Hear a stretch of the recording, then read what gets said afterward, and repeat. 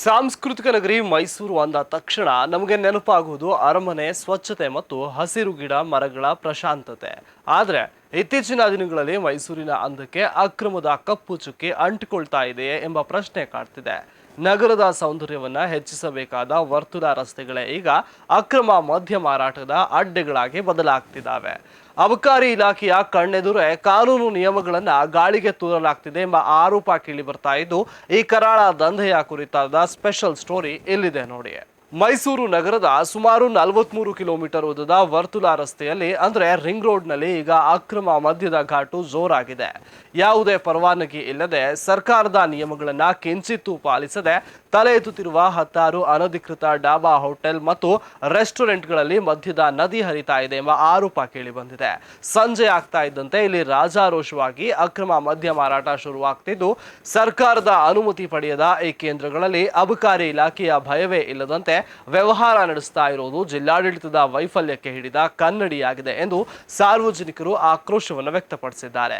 ಈ ಅಕ್ರಮ ಮದ್ಯ ಮಾರಾಟದ ಹಾವಳಿಯಿಂದಾಗಿ ಮೈಸೂರಿನ ಸಾರ್ವಜನಿಕರು, ಅದರಲ್ಲೂ ವಿಶೇಷವಾಗಿ ಮಹಿಳೆಯರು ಮತ್ತು ಮಕ್ಕಳು ಸಂಜೆಯ ಹೊತ್ತು ರಸ್ತೆಗಿಳಿಯಲು ಭಯಪಡುವಂತಾಗಿದೆ. ಕುಡುಕರ ಅಬ್ಬರದಿಂದಾಗಿ ಈ ಭಾಗದಲ್ಲಿ ಸರಗಳ್ಳತನ, ಕಳ್ಳತನ ಮತ್ತು ಮಾರಾಮಾರಿಗಳಂತಹ ಘಟನೆಗಳು ಹೆಚ್ಚಾಗ್ತಿವೆ. ಇಡೀ ವ್ಯವಸ್ಥೆ ಜಗಜ್ಜಾಹೀರಾಗಿದ್ರೂ ಅಬಕಾರಿ ಅಧಿಕಾರಿಗಳು ಮಾತ್ರ ಕುಂಭಕರ್ಣನ ರೀತಿ ನಿದ್ದೆಗೆ ಜಾರಿದ್ದಾರೆ.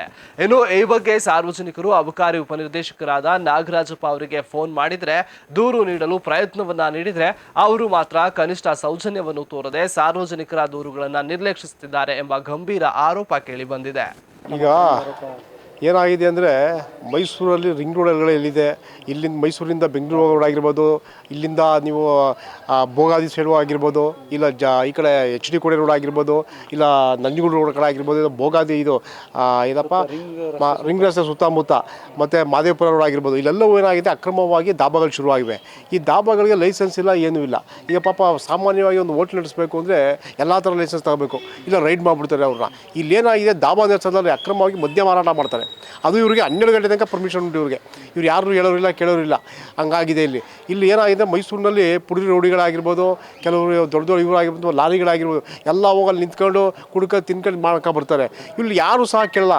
ಆ ಗಸ್ತು ಪೊಲೀಸ್ನವ್ರು ತಿರುಗಾಡ್ತಾರೆ, ಆ ಜೀಪೆಲ್ಲ ತಿರುಗಾಡ್ತದೆ, ಅವರು ಸಹ ಕೇಳೋರಿಲ್ಲ.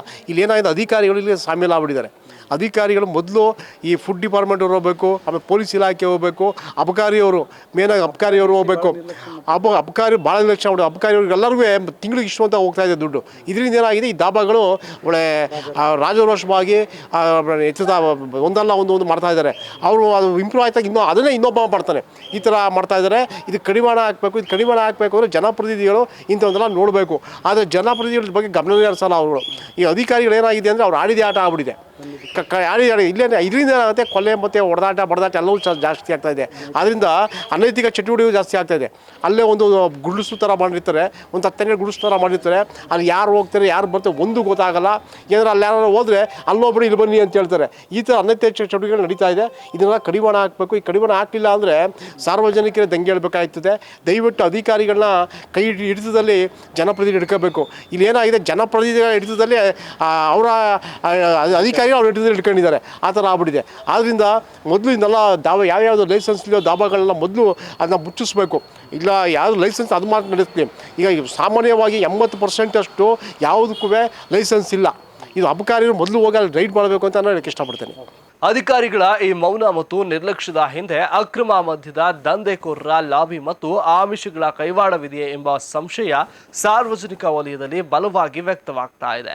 ಅಧಿಕಾರಿಗಳ ಆಶೀರ್ವಾದವಿಲ್ಲದೆ ಇಷ್ಟು ದೊಡ್ಡ ಮಟ್ಟದ ಅಕ್ರಮ ನಡೆಯಲು ಸಾಧ್ಯವೇ ಇಲ್ಲ ಎನ್ನುವುದು ಜನರ ನೇರ ನುಡಿಯಾಗಿದೆ. ಮೈಸೂರಿನ ಘನತೆಯನ್ನ ಕಾಪಾಡಬೇಕಾದ ಅಧಿಕಾರಿಗಳೇ ಅಕ್ರಮಕ್ಕೆ ರತ್ನಗಂಬಳಿ ಹಾಸ್ತಿರೋದು ದುರಂತದ ಸಂಗತಿಯಾಗಿದೆ. ಇನ್ನಾದರೂ ನಿದ್ದೆಗೆ ಜಾರರು ಜಿಲ್ಲಾಡಳಿತ ಎಚ್ಚೆತ್ತುಕೊಂಡು ಈ ಅಕ್ರಮ ಡಾಬಾಗಳಿಗೆ ಬೇಗ ಜಡಿದು ಸಾರ್ವಜನಿಕರ ನೆಮ್ಮದಿಯನ್ನ ಕಾಪಾಡ್ತದೆಯೇ ಎಂಬುದನ್ನು ಕಾದು ನೋಡಬೇಕಾಗಿದೆ.